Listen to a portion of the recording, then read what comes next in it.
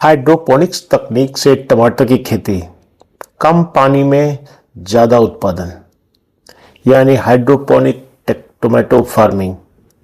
नमस्कार दोस्तों, आप देख रहे हैं हमारा YouTube चैनल फार्मिंग और आज के इस वीडियो में हम बात करेंगे हाइड्रोपोनिक्स तकनीक से टमाटर उत्पादन के बारे में, जहां बिना मिट्टी, कम पानी, कम जगह में उच्च गुणवत्ता का टमाटर उत्पादन किया जाता है, यानी उगाया जाता है। अगर आप किसान हैं, युवा हैं, उद्यमी हैं या आधुनिक खेती में रुचि रखते हैं तो यह वीडियो आपके लिए बहुत ही उपयोगी होने वाला है।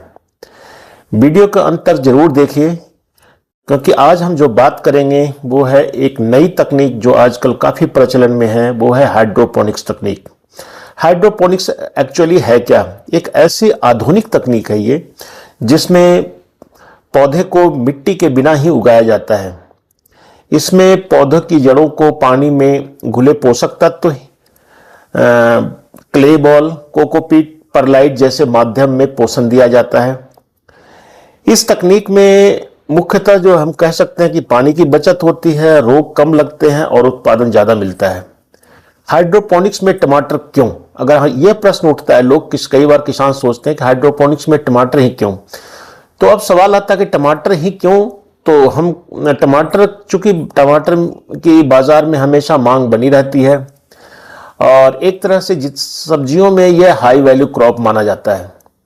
हाइड्रोपोनिक्स में टमाटर का आकार अच्छा और इसका रंग चमकदार, स्वाद भी बेहतर, ऐसा देखा गया है कि हाइड्रोपोनिक्स तकनीक से उत्पादित जो टमाटर होते हैं वो चमकदार भी होते हैं, स्वाद में बेहतर भी होते हैं और उत्पादन के मामले में अगर कहें तो एक पौधे से करीब 6 से 8 किलो तक टमाटर आसानी से उगाया जा सकता है।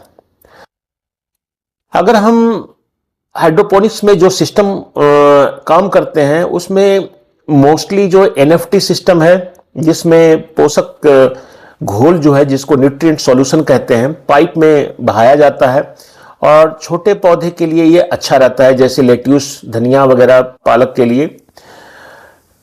दूसरा है डच बकेट सिस्टम। ये टमाटर के लिए सबसे बेहतर है क्योंकि इसमें हर पौधे के लिए अलग बकेट लिया जाता है और बड़े और भारी फल के लिए जो लगते हैं, जैसे टमाटर है, शिमला मिर्च है, इसमें डच बकेट सिस्टम सबसे उपयोगी माना जाता है। इसमें जो सबस्ट्रेट यूज किया जाता है वो क्ले बॉल भी होता है या कोकोपीट होता है, इस तरह की। और तीसरा है ड्रिप हाइड्रोपोनिक्स। पॉलीहाउस में ज्यादा प्रचलित पोषक घोल को ड्रिप से दिया जाता है इसमें। तो टमाटर के लिए डच बकेट सिस्टम सबसे अच्छा माना जाता है क्योंकि तापमान, रोशनी और अगर हम बात करें सफल उत्पादन के लिए टमाटर के लिए क्या चाहिए? तापमान 18 से 28 डिग्री सेंटीग्रेड, आर्द्रता करीब 60 से 70% और 6 से 8 घंटे धूप।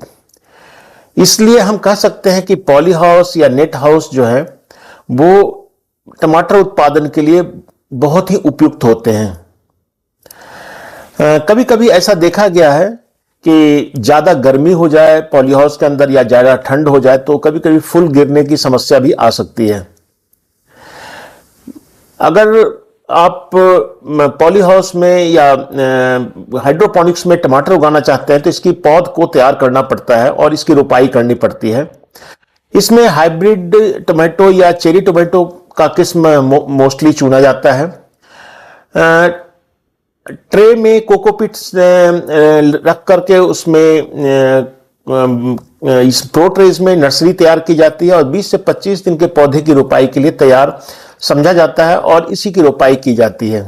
रोपाई करते समय इस बात का ध्यान जरूर रखना पड़ता है कि जड़ को कोई नुकसान ना हो, पौधा सीधा रहे और पोषक तत्व जो है इसमें उसको अच्छी तरह मिलता रहे। हाइड्रोपोनिक्स में पौधे को पूरा पोषण न्यूट्रिशन सॉल्यूशन से मिलता है, जिसमें nitrogen, phosphorus, potash, calcium, magnesium और कई माइक्रोन्यूट्रिएंट होते हैं। इलेक्ट्रिकल कंडक्टिविटी इसमें करीब करीब 2 से 2.5 के बीच में रखा जाता है और पीएच जो है टमाटर के लिए 5.8 से लेकर 6.5 के बीच में सबसे बेटर माना जाता है, क्योंकि इस पीएच पर सबसे ज्यादा न्यूट्रिएंट जो है अवेलेबल फॉर्म में होता है, जो पौधों के लिए उपलब्ध होता है।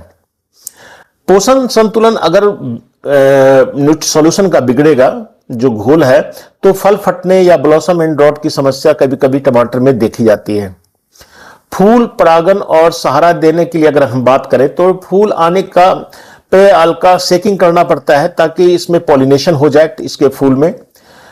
पॉली हाउस में कई बार हाथ से भी परागन किया जाता है और वाइब्रेटर वगैरह का प्रयोग भी किया जाता है टमाटर में खास करके।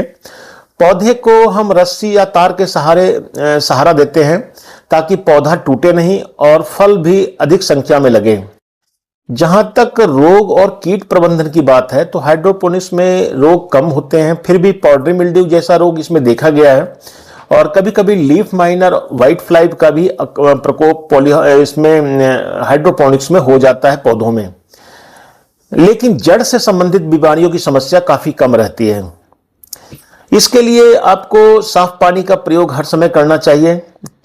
जो पीले रंग का स्टिकी ट्रैप होता है वो आपके पॉली हाउस या ग्लास हाउस में लगा होना चाहिए।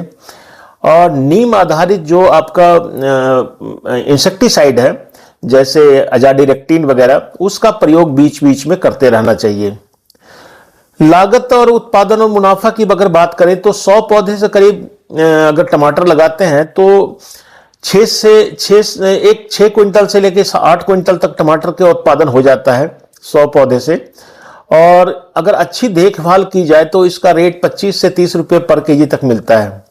यानी कि खेती जो पारंपरिक हम टमाटर उत्पादन करते हैं उससे कई गुना ज्यादा हमारा प्रोडक्शन भी होता है और इसका फायदा भी मिलता है।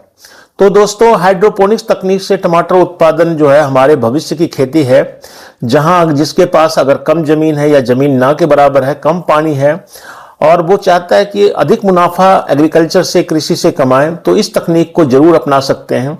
हम हाइड्रोपोनिक्स जो तकनीक है उससे पहले भी हमने लेट्यूस उत्पादन के बारे में विस्तार से चर्चा किया, तो इस बारे में मैं टमाटर के बारे में आप लोग को बताया हूं।